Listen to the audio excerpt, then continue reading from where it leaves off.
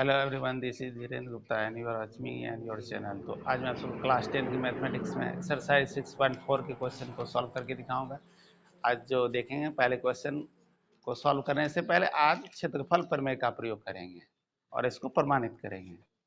तो दो समरूप त्रिभुज के क्षेत्रफल से संबंधित जो प्रमेय है उनका प्रयोग करेंगे और इसको सॉल्व करने से क्या होता है, ऑब्जेक्टिव क्वेश्चन जो अति लघुत्तरीय प्रश्न साथ साथ में इससे वस्तुनिष्ठ प्रश्न को सॉल्व करने में सुविधा होती है। और यदि ये क्वेश्चन पूछे जाते हैं तो लॉन्ग में 5 मार्क्स में होते हैं। तो क्षेत्रफल प्रमेय क्या है, जो एनसीईआरटी के बुक में 6.6 प्रमेय के रूप में जाना जाता है। तो देखते हैं क्या है। और यदि आप फर्स्ट डे क्लास अटेंड कर रहे हैं और पिछले के क्लास की वीडियो को नहीं देखे हैं तो प्ले लिस्ट से देख सकते हैं। चैनल को सब्सक्राइब करेंगे तो साइंस की भी तैयारी कर सकते हैं। ठीक है, देखेंगे क्या है क्वेश्चन। तो सबसे पहले जानते हैं प्रमेय क्या है और उसको सिद्ध करके देखेंगे। 6.6 यह प्रमेय जो है क्षेत्रफल प्रमेय के रूप में जानते हैं, समरूप त्रिभुज के क्षेत्रफल प्रमेय से संबंधित है।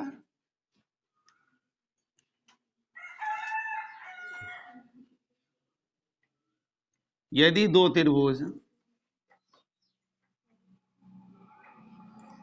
त्रिभुजों के क्षेत्रफलों का अनुपात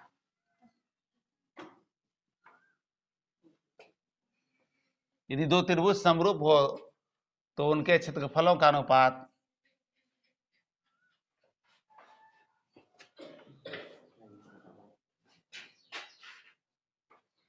यदि दो समरूप त्रिभुजों के क्षेत्रफलों का अनुपात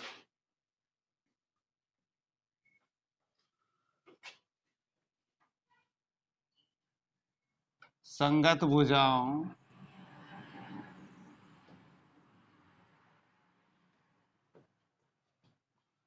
के अनुपात के वर्ग के बराबर होता है।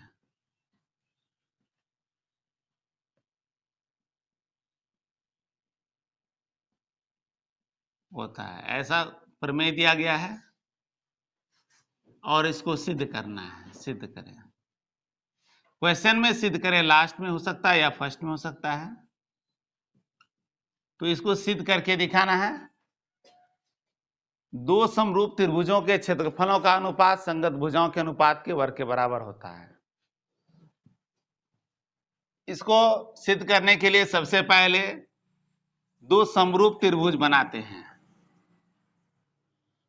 एक का नाम एबीसी कर देंगे, एबीसी। दूसरा और एक समरूप त्रिभुज इसी के जैसे त्रिभुज बनाएंगे। आकार बड़ा छोटा हो सकता है लेकिन वैसे ही चित्र होना चाहिए।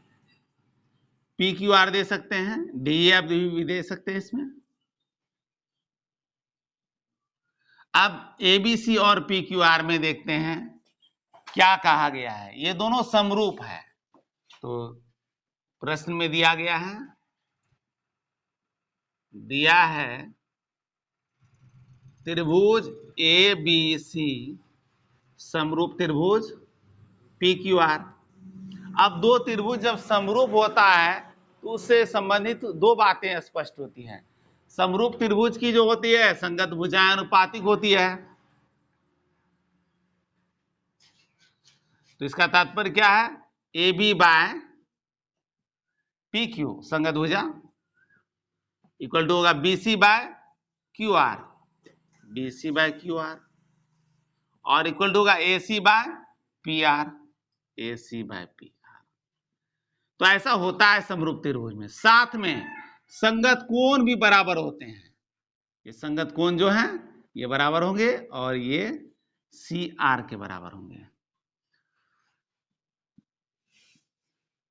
कोण ए बराबर होगा कोण पी, कोण बी बराबर कोण होगा क्यू, और कोण सी बराबर कोण होगा आर।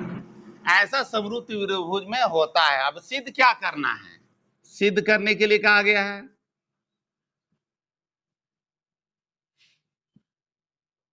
सिद्ध करना है एरिया ऑफ ट्रायंगल एबीसी समरूप त्रिभुज के क्षेत्रफलों का अनुपात। तो सिद्ध करना area of triangle A B C, इसको ऐसे भी लिख सकते हैं त्रिभुज एबीसी का क्षेत्रफल, और एरिया ऑफ ट्रायंगल बाय कर देंगे पी क्यू आर, दोनों के क्षेत्रफल का अनुपात करते हैं तो संगत भुजा के अनुपात के वर्ग, संगत भुजा का अनुपात ये है ना, अनुपात का वर्ग के बराबर होगा। तो अनुपात पहले लिख देते हैं A B by P Q, फिर क्या है B C by Q R, और अनुपात है A C by P R. तो अनुपात के वर्ग अर्थात स्क्वायर इसके बराबर है, इसको सिद्ध करके दिखाना है। तो इसको सिद्ध करके दिखाने के लिए क्या करते हैं, सबसे पहले प्रमाण में चलते हैं।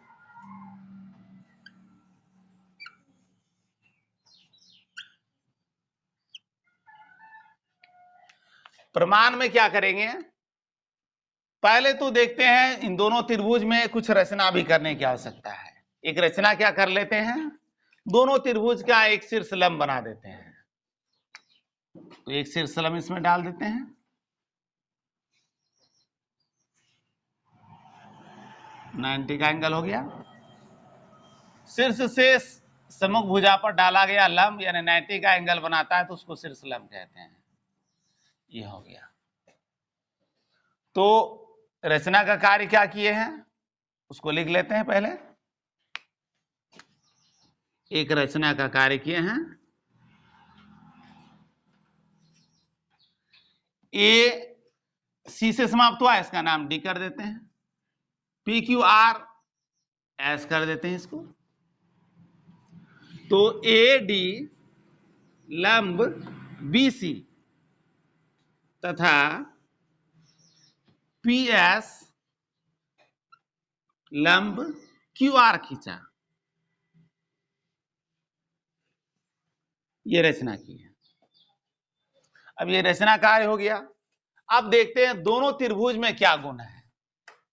इन दोनों त्रिभुज में त्रिभुज, ये जो त्रिभुज बने ए बी डी, त्रिभुज ए बी डी तथा त्रिभुज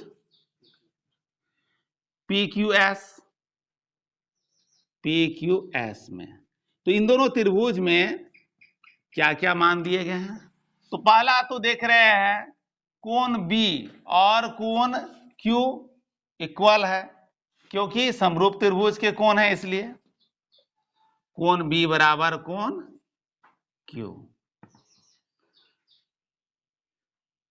तो संगत कोण से है, समरूप त्रिभुज के संगत कोण से, ऐसा हो गया। अब लंब दिया गया है इसलिए कोण डी ए डी बी, कोण ए डी बी बराबर कोण होगा P S Q, P S Q 90 degree. क्यों हुआ, तो ये रचना से लंब की रचना किए हैं इसलिए ऐसा हो गया। अब जब दो कोण बराबर होते तो तीसरा कोण स्वतः बराबर हो जाता है, इसलिए कौन सा प्रमेय प्रयोग करेंगे, ए समरूपता, कोण कोण समरूपता से त्रिभुज ए बी, ये त्रिभुज ए बी डी, त्रिभुज ए बी डी समरूप त्रिभुज पी क्यू एस। अब दोनों त्रिभुज समरूप हो गया।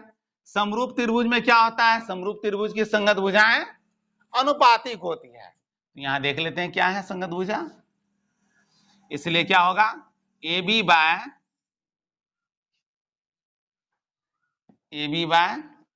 पी क्यू इक्वल टू क्या हो जाएगा, इस भुजा को लेते हैं A D by P S. बस इतना दो ही भुजा का अनुपात करते हैं, क्योंकि तीसरी भुजा की आवश्यकता नहीं पड़ेगी। यहां बी डी का प्रयोग किया गया, बी सी नहीं है, इसलिए दो भुजाओं का अनुपात करके समीकरण नंबर 1 कर देते हैं। अब देखते हैं त्रिभुज पी क्यू आर और त्रिभुज ए बी सी, ये बड़े वाले दोनों त्रिभुज में क्या समानता है, उनके क्षेत्रफलों का अनुपात करते हैं तो क्या मान आता है। अब दोनों त्रिभुज के क्षेत्रफल का अनुपात करते हैं, क्योंकि सिद्ध करना है इसको क्षेत्रफल का अनुपात को, इसलिए area of triangle A B C by area of triangle P Q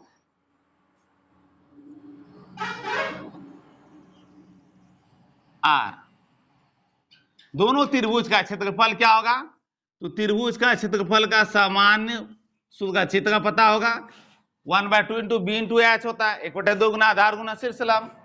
तो आधार क्या है यहाँ, बीसी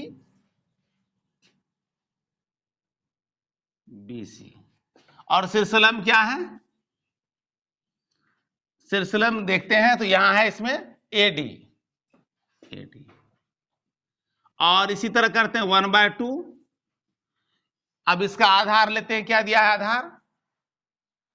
आधार दिया गया क्या है, क्यू आर आ गया। शीर्ष लंब क्या दिया है, पी एस। अब देखते हैं दोनों में क्या है, 1/2 तो दोनों में है, दोनों क्रॉस हो जाता है, 1/2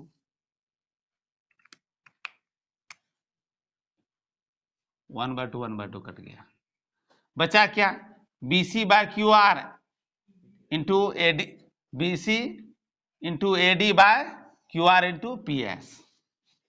तो इस रूप में बचता है, इसको ऐसे ही लिख लें, BC into AD by Q R into P S, ये इक्वेशन सेकेंड आता है। अब इसी इक्वेशन सेकेंड में क्या करते हैं, यदि हम इसके अगले स्टेप को करने के लिए देखते हैं यहां पर क्या मान निकाले हैं, A B by P Q equal to A D by P S है। A D by P S तो यहां मिल गया राइट साइड, लेफ्ट क्या है, A B by P Q है, तो उसको A B by P Q के रूप में बदलने के लिए यानी समीकरण एक का यदि मान इसमें रख देते हैं तो होता है B C by Q R into AD के जगह क्या होगा, A B by P Q, ऐसा होता है, क्योंकि ये ऐसा हुआ समीकरण एक से, समीकरण एक का मान रख दिए। अब देखते हैं चित्र में क्या दिया गया है, तो B C by Q R equal to A B by P Q है, यहां दिया गया है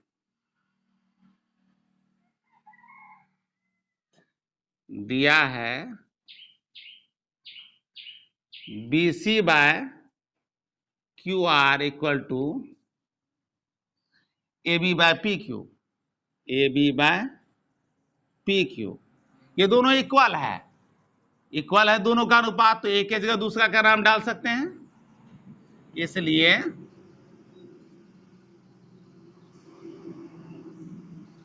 area of triangle A B C by area of triangle P Q R equal to क्या होगा, अब दोनों जब बराबर है तो BC के स्थान पर AB के स्थान पर BC ले सकते हैं, इसलिए क्या होगा AB इंटू AB, इस BC को AB बना दिए और इधर आ जाता है QR और PQ है तो इसको एक बना देते हैं PQ इंटू PQ। अब PQ इंटू PQ करेंगे तो क्या होगा, PQ स्क्वायर होगा, तो AB का स्क्वायर AB बाय PQ का स्क्वायर हो गया।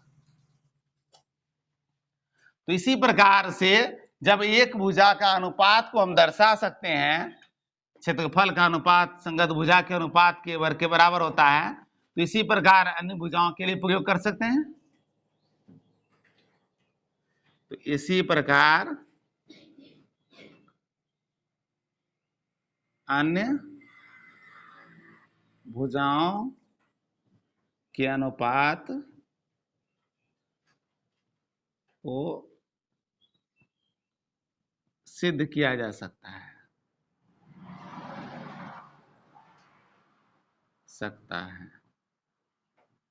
अतः area of triangle ABC by area of triangle PQR equal to AB by PQ square equal to BC by QR square और इक्वल टू हो जाएगा AC बाय PR स्क्वायर यही सिद्ध करना था।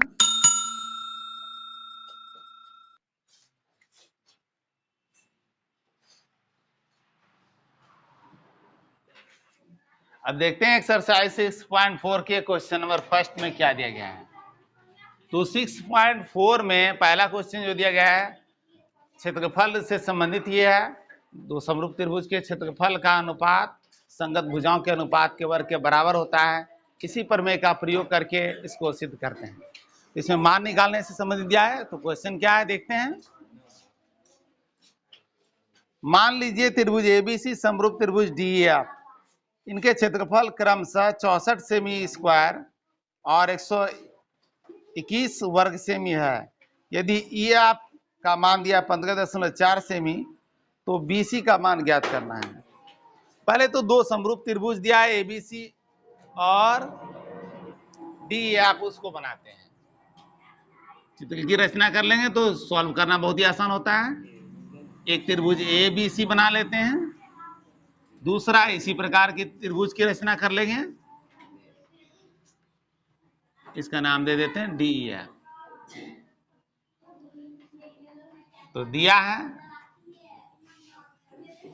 त्रिभुज ABC समरूप त्रिभुज DEF और साथ में क्या दिया हुआ है, साथ में मान दिया है EF का मान 15.4 है, 15.4 सेमी और BC का मान पूछा गया है। EF इक्वल टू दिया गया है 15.4 और BC निकालना है। बहुत ही आसानी से इसको ज्ञात कर सकते हैं, बस क्षेत्रफल से संबंधित क्षेत्रफल प्रमेय से। तो क्षेत्रफल प्रमेय का प्रयोग करेंगे तो क्या पता चलता है, समरूप त्रिभुज के क्षेत्रफल प्रमेय का प्रयोग कर रहे हैं। Area of triangle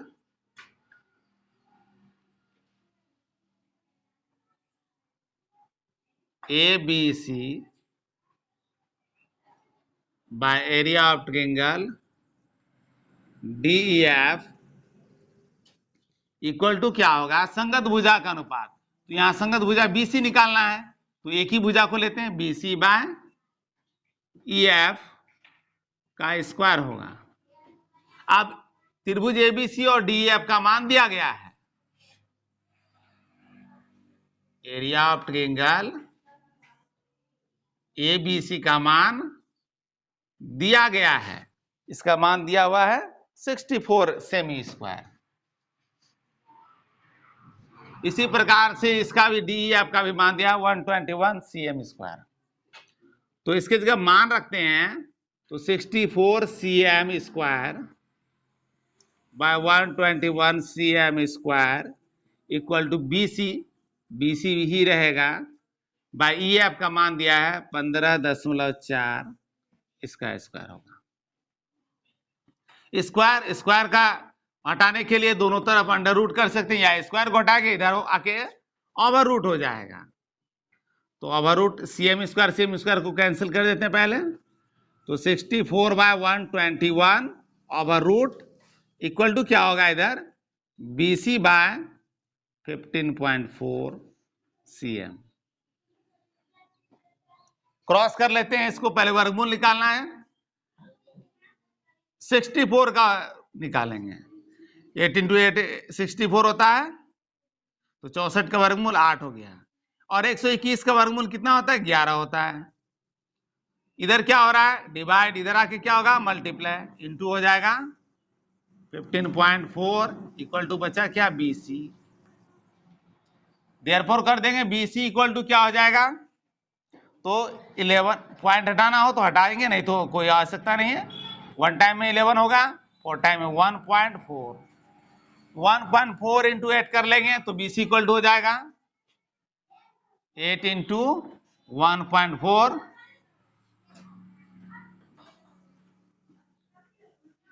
11.2 cm। Answer आ गया। तो इस तरह से BC का मान ज्ञात हो गया।